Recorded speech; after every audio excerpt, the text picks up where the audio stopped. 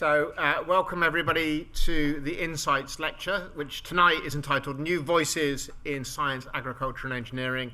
I'm Dr. Phil Lord, so I'm the Dean of Postgraduate Research for the faculty, and it's my honour to introduce the talk today. First, some housekeeping.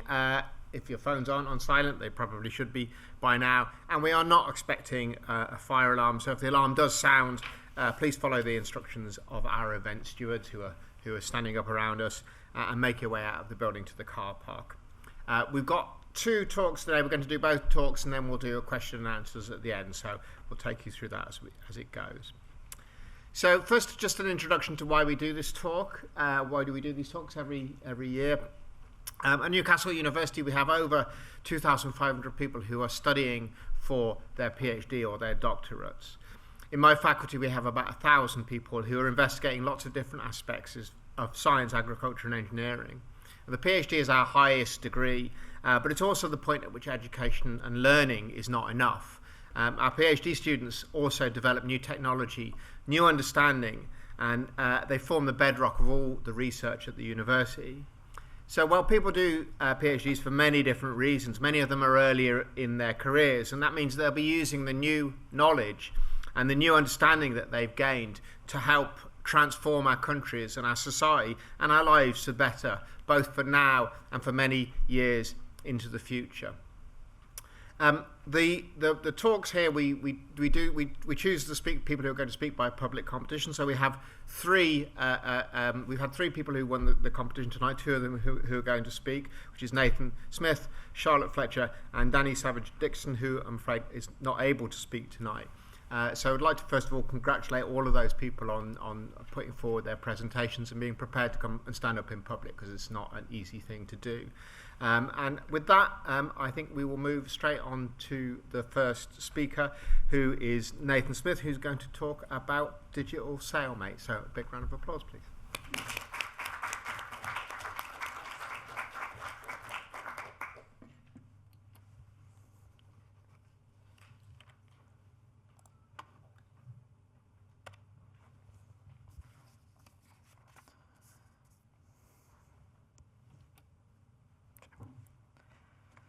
Okay, hello everybody, my name's Nathan and I'm a third year PhD student in the School of Engineering. And I'm going to talk to you a little bit about my project, which is using low-cost consumer level technology, or a digital Sailmate if you like, to improve the safety of artisanal fishing boats, particularly in East Africa. So globally we have a fishing fleet made up of nearly 5 million boats. And the vast majority of these are under 12 metres. Exact numbers are quite difficult to obtain, as these boats tend not to be subject to licensing or registration. Now, small-scale fisheries are vital globally for people's income and livelihood, accounting for over 90% of global capture fisheries employment. Unfortunately, however, the global mortality of fishers is exceeding 100,000 every year. Now, global drowning occurs mostly in low and middle income countries, and we expect that also occurs in low and middle income country fishing communities. Some of the reasons for this you can see in the photo on the bottom right. So this is a typical fishing scene in Cape Coast in Ghana, and we're looking at very small boats. They're long, they're narrow, they're launched off the beach, and there's a lot of people milling about. Now, this is a little different to what you might see if you walk along the coast. First of all, the boats here are both North Sea fishing boats, and they're both technically small fishing vessels. The one on the left is just under 10 metres, and the one on the right just under 15. Now, although they're small, the size and the shape of them is very different to what you saw on the previous picture. They're quite wide, they're very deep. They've also got permanent solid shelter for the crew in adverse weather conditions. They've got communication masts, and they've got equipment such as cranes. Plus, to add on to all of this, you can see in bright orange, you've got safety equipment. So you've got life rings dotted about the boats. However, the boats that we're looking at look a little bit more like this. So we've got a boat much lower in the water. It's much longer, much narrower. It's not got a motor, for one. It's being powered by sail. And you won't see any safety equipment here. Now, boats like this face a range of issues. These include overloading, and again, you can see a lack of permanent shelter for the crew. This means when you hit a storm and you've got a lot of rain, the water will be coming into the boat. These boats are open, and they're going out in all sorts of weather conditions. This is mainly due to economic pressures forcing the fishers to go out in all conditions. And most of all, they're very, very small. So what you're looking at here is a styrofoam boat, and rather than a motor, it is being powered by swim fins. Now, on a boat this small, even the slightest change in loading makes a huge difference to a vessel's stability. And you can see where the fisher here is loading all the catch, and that'll be into the red ice box up the front. So the risks in fishing that lead to drowning are a mix of both human and physical factors. But the one we are focusing on the most is the stability of the vessel. As we've just seen, overloading or inappropriate loading can cause a huge reduction in the stability of a vessel. Stability-related accidents often occur very suddenly. This means that they cause a high proportion of fatalities in relation to the number of accidents. And so the data runs out for vessels much larger than this, but we know by looking at these larger vessels that as vessels become smaller, they become at significantly higher risk of capsize. And on these really small boats, the formal safety measures, such as regulations, are really difficult to enforce. So we know stability is an issue, but what are we actually measuring? So what we're measuring is called the metacentric height, or GM, and this is a measure of static stability. This is the distance from the center of gravity, you can see in the center, up to a stability point we call the metacenter. And the metacentric height is directly related to the roll motion of a vessel. So if you've ever got onto a boat, particularly a small boat or a canoe, you will have felt it rocking side to side really quickly. Now, as you've loaded this vessel more, or you've put more people on, you will have felt this slow down. Now, a small GM will give you less initial stability and a longer roll period. So one of the aims of my project was to create a device that would measure the roll period of a vessel and relate this back to a vessel's stability. So looking at this diagram from the top, we utilize the relationship between the roll period and the metacentric height. We know that at a large GM, you've got more stability and you've got a much shorter roll period, and the device will tell you that you're okay. Now, as this metacentric height reduces, your stability condition reduces, and your risk of capsize as well as your roll period will increase. And hopefully the device will alert you when this gets too low. So to actually make a device, I set out with a few objectives. We wanted something that was affordable, something that was accessible, and something that was reasonably easy to code. And one of the things that would suit that would be a smartphone. And this is quite good because around 60% of the world's population currently use smartphones, and this number is only going to increase. But a reasonably similar item is a Raspberry Pi, which looks like this. So you can see it in the top right. That's it in its most basic form. And we couple this with a little gyroscope that looks like this. And you can see that just sat on the top. Now this works essentially like an exploded smartphone. The technology is pretty similar.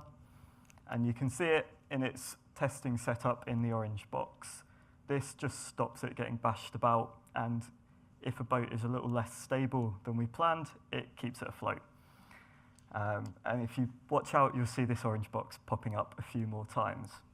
So the data we get out of this looks a little like the bottom left. This is just from a roll decay test, so we're just measuring the roll angle over time. We plug this through a fast Fourier transform, and it spits out a graph that looks like this. This just breaks down the components of the roll motion and allows us to isolate that peak frequency you can see at the top.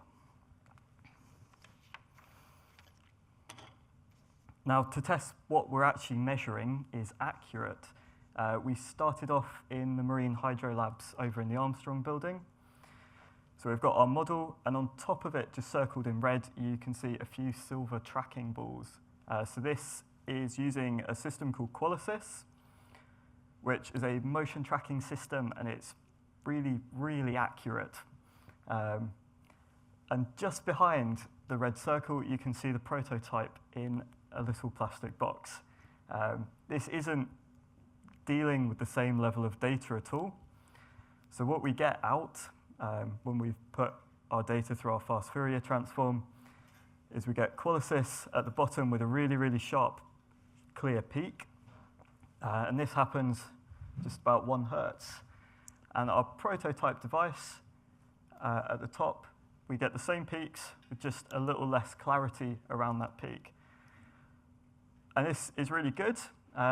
It shows us that what we're getting is accurate, but most importantly, the prototype device, or the sensor on the prototype device, costs about £4, and the Qualisys system is more in the thousands of pounds.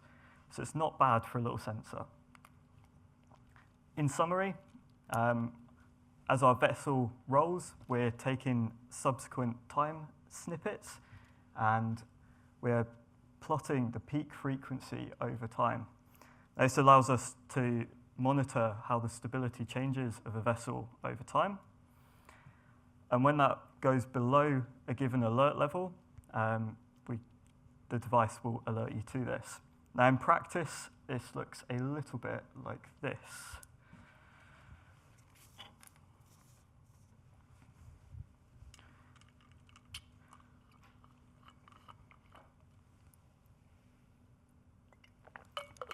So at this point, we've tested in the lab. We did a little bit of testing locally in Northumberland.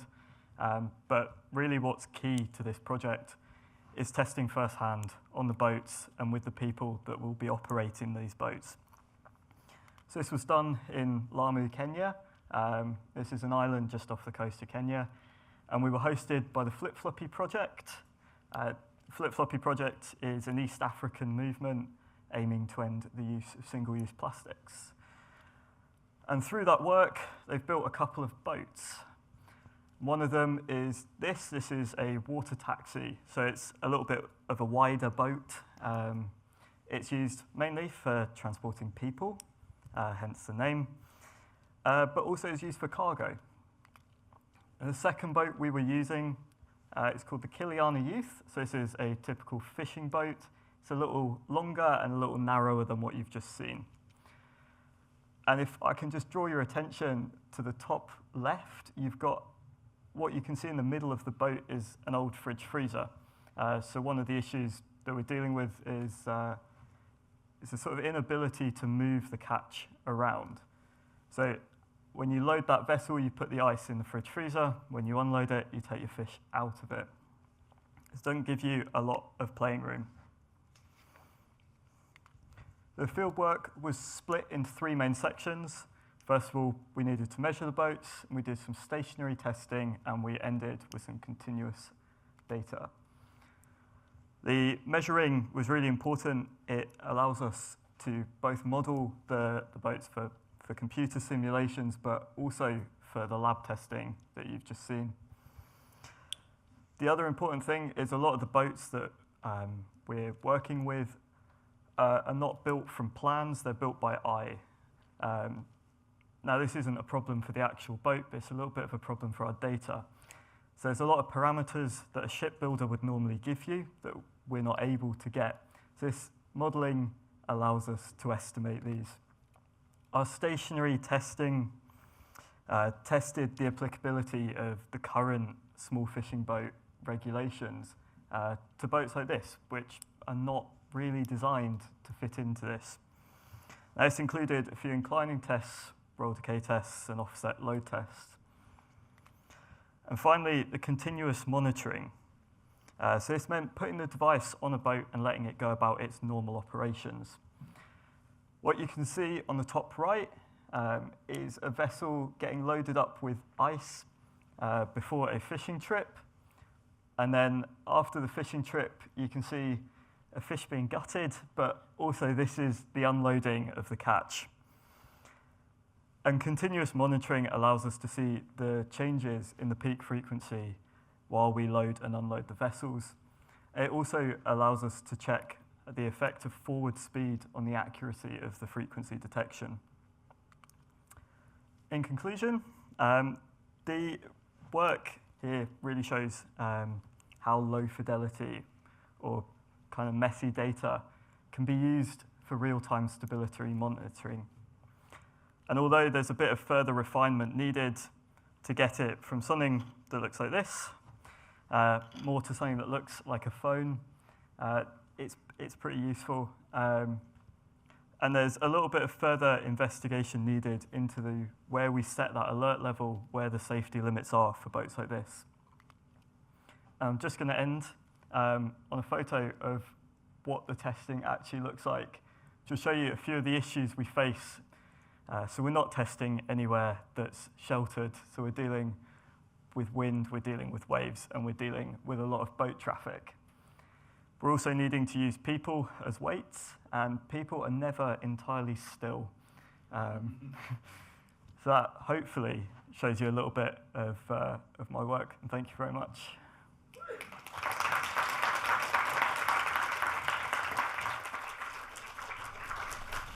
Thank you very much. Thank you very much for an excellent talk there. We'll take all the questions at the end. We'll do them all together just to remind you. So I think we're just about the difficult changeover moment. Brilliantly done. Thank you very much. So our next talk is from Charlotte Fletcher, who is going to talk about understanding enzyme kinetics. So round of applause for her, please.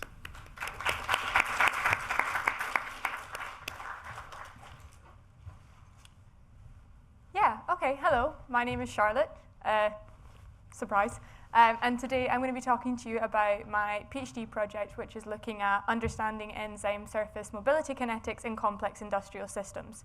Now, that all sounds very, very fancy, but essentially it's just a bunch of scientific jargon to say this. How do enzymes degrade food that we currently or commonly encounter when we eat our breakfast, lunch, dinners, etc., as well as other food stains, so sweat, hair, sebum, whatever else you can think of when we use these in the washing machine. Now, you may be wondering, well, why are we interested in this? And one of the biggest things is actually because of the amount of water and energy that's consumed by the machines when we wash our clothes. And to just kind of highlight it a bit more, the reason that we're interested in maybe looking at how we can reduce these sort of water and energy consumptions is because when we talk about washing in general, there's four main factors that influence how well the washing machine is able to operate. And those four factors are time, so how long the cycle takes, the temperature that's used, so whether you wash at 30 degrees, 40 degrees, 60 degrees, or even 90, as well as the mechanical action of the machine. So obviously we know that the washing machine rotates like this, but obviously if you run it for a much longer time, then that will require more energy to run, which means that it will cost you more as well. And lastly, the detergent. And I stress the detergent because what we're really focusing on here are the enzymes, which I will explain in a bit of time. But this is kind of how we would normally sort of view a washing machine cycle. So whenever we switch on the washing machine, these are the four things that come into play. And that's all fine and well. But as I mentioned, the water consumption and the energy usage is of concerning rates. And so what we're really interested in is how can we change these parameters so that we can reduce the amount of water, reduce the energy, and still end up with really clean clothes to obviously assist with the sort of biosustainability. And this is where we start to propose a different outlook of the model. And so you can still see the four same factors that I just mentioned before, but the shift in which these factors are looked at is very different. And instead of sort of viewing the four as having an equal split, we're now drawing the attention to the detergent that's currently used. again, stressing the enzymes, but still obviously relying on a bit of the mechanical action, the time and the temperature, because unfortunately we aren't at a stage yet where we can wash our clothes without using water or using a washing machine. But if we could get to the point where we could understand these detergents much better, again, the enzymes specifically, then what we'd be able to do is reduce all these other factors and make washing more sustainable. I guess the biggest question here is, well, why would we even need to make it sustainable? Surely they aren't that bad. We've been washing our clothes in washing machines for years, so why is this suddenly becoming an issue? Well, the energy usage of a washing machine is quite concerning. Now, obviously, we all know that there are energy labels on washing machines when we buy them, but these are all done based off the eco-cycle. Now, not everyone uses the eco-cycle. And so on average, what we sort of say is that in the UK, a washing machine uses about 1,200 watts per hour, If we add that up across the year, across the households in the UK, we're looking at 480,000 watts. And what does that equate to? Well, it's the same as toasting 45,000 slices of bread or running a swimming pool for 2 months. Now, that's not ideal because we all wash our clothes, and obviously we don't want to have to pay a lot of money to be able to do so. And on top of that, the water waste isn't great either. Now, on average, a washing machine uses about 50 litres of water per cycle. Again, obviously this fluctuates depending on how full your washing machine is or how many clothes you're washing, but just on average. What that means, again, across the year, across households, is 20,000 litres of water. And if we sort of do the math and work it out, then essentially that's the same as running 500,000 Olympic swimming pools. That's a lot of water that we're wasting on something that we do on a general basis. And now, obviously, when we wash our clothes, we don't think about these things. And yes, we have great water systems in place that can help reuse some of this water. But across the board, that is alarming. And if we're doing that in Britain, then think about it in the grand scheme of things across the rest of the globe. So that hopefully kind of answers the question of, well, why are we actually interested in understanding the enzymes? Well, as I mentioned, to understand them, we obviously need to know what they're doing, but the aim is so that we can reduce everything else that's sort of used in the washing machine context. Now, here comes the fun part, the actual scientific work that I'm doing to answer this question. I will focus on some aspects more than others, but just to kind of give you a brief overview of how I'm actually running my experiments, I've put together a little flowchart. So, enzymes in washing machine detergents. We can't see them, they're super beneficial, they do a lot of hard work for us. But because we can't see them, it makes understanding them very difficult. So we use what's called a fluorophore, which is a tiny little protein molecule that we can attach to the enzyme, as you can sort of see in the image just here. And what it does is that when we then use light, so we can excite this fluorophore, and then we can detect it under a microscope. So we solve the issue of being able to visualize the enzymes. Well, then from there, we have to actually check that the enzyme still works. Now, enzymes are very, very helpful. They're very specific, and they like a lot of conditions, but sometimes they can be quite specific. And if we do anything to mess up what they like, it means that they'll stop behaving in the way that we need them to behave. So say, for example, you have an enzyme that likes to degrade proteins. We add this fluorophore, and suddenly it doesn't degrade the protein anymore.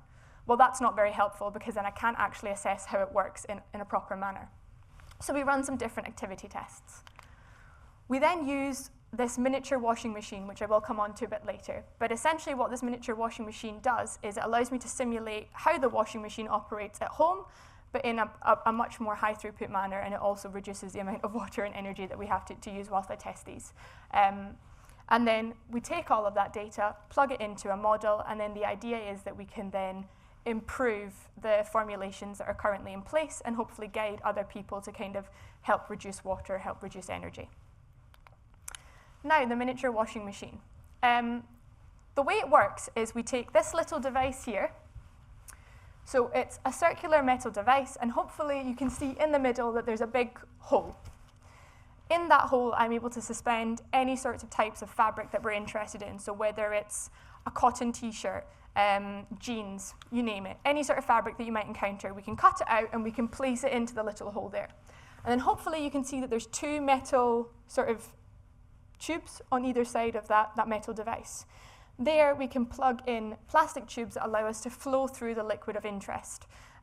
So for example, changing the temperature of the water that we're using, or changing the formulation. So if we wanted to test different detergents, we can then flow that through and then record any changes that happen to the fabric in that hole.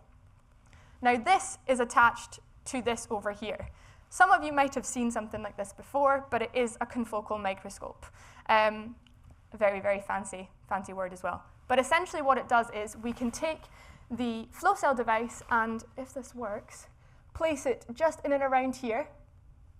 And then through the objective here, I can look at what's happening in real time as we change the temperature of the water, the formulation that we're interested in, and then see how the substrates that we're measuring are degraded by the enzyme of interest. Now, I have made a little sort of animation to hopefully try and make it a bit easier to understand. So bear with me here. But let's imagine that in yellow here we have our enzyme of interest. We've all just finished a big bowl of spaghetti bolognese and we've spilt some pasta down our top. So we now face the problem of, well, how are we going to get rid of the starch that's present in the pasta that's on your fabric? So we take this enzyme, which is called an amylase because it degrades starch, and then we suspend the piece of fabric in the flow cell device that I just showed you. And what you can see in blue is essentially this starch that's been spilt on our top.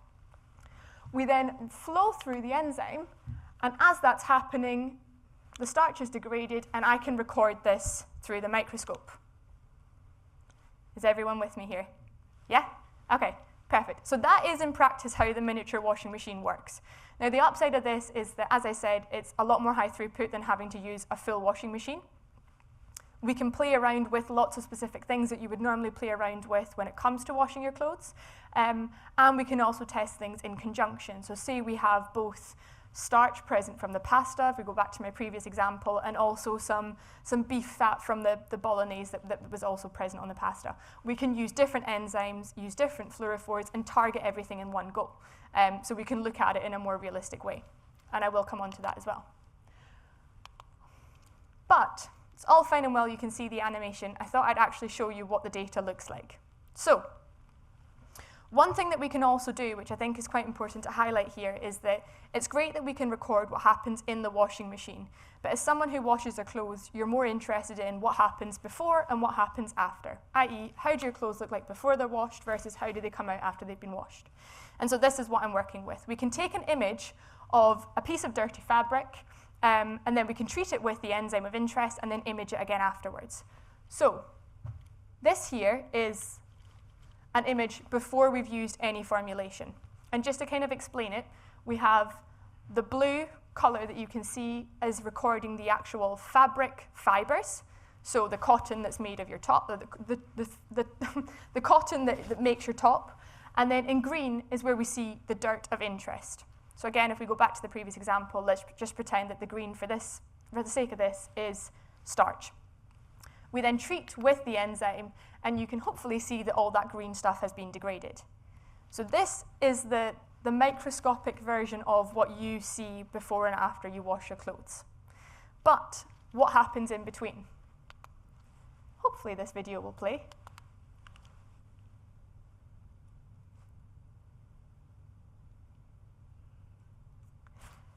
Were you all able to kind of see the movement on the video there? I'm going to play it again and then just kind of talk you through what we're actually looking at here. So just to recap, blue is fabric, green is the dirt. Now hopefully as this moves, you can start to see that there's some movement happening here, there's some movement happening here, and this sort of was appearing as well. So what we're recording there is the actual degradation of that starch from the amylase or the enzyme. Now, the actual video I got is very, very long. I'm not going to show you it all because it takes a lot longer than just sort of 7 seconds. But you get the upshot here. So what we're able to do is look at how that starch is degraded through time, and then at the end, we end up with that final image that you saw where we've just got blue fibers left. All the green stuff is gone. But there are also other ways that we can kind of assess this. Don't worry about what's on the slide yet. I will sort of explain it to you. But if you recall, I spoke about the fact that we can take these pre and post images, so before they've been washed and after they've been washed. And this is a particularly beneficial tool because when we come to screening enzymes, whether they're new or old ones, and we want to check that they degrade something that we're interested in, taking images before and after is quite helpful. So what we do is we use the same principle as before. We can identify the fabric and identify the dirt that's present on the fabric, and then we can treat with this enzyme and then take the image afterwards and look at how the dirt has been degraded. And this is what we've done here. So again, in blue we have the cotton fibers that you can see, and in green this is a slightly different dirt than the starch that we were talking about, but the principle is the same. So this dirt is actually something that's invisible to the naked eye, but what we were hypothesizing was that this dirt was leading to a lot of sort of dinginess on fabrics and smells on fabrics, and so we were able to pinpoint it through different colors that we could visualize under the microscope, but also then start to screen enzymes that would help us degrade this invisible dirt. And as you can see here, in A, again, this is the image that was taken before we treated with the enzyme, and B is showing what it looks like afterwards. So a very, very helpful tool, and what it means is that if we're interested in screening lots of different enzymes for one particular substrate, taking these images before and after is quite a high throughput method before we then start to look at the actual what happens in between. But again, there's also another thing that would be quite helpful here. So it's all fine and well that we can take these images before and after, but what we face is that because we're having to find ways to visualize this stuff that's invisible or isn't necessarily observed by the normal person, we're introducing a lot of different chemicals that could skew exactly how the enzymes behave under normal conditions. And so what we were actually also interested in finding out was, is there a way that we could take the dirt that we're dealing with and make that fluoresce under normal light, or UV light for that matter, and then look at how the enzyme degrades it. Because the less stuff we introduce to the system when we're trying to analyze enzymes, the better, because obviously we want to make it as true to what happens when you or I switch on the washing machine at home. And so what we looked at was, well, go back to the sort of starch example I gave earlier. Pasta, bread, potatoes are a common sort of household staple item. And so starch is one of the things that we encounter a lot when we talk about removing dirt from clothes.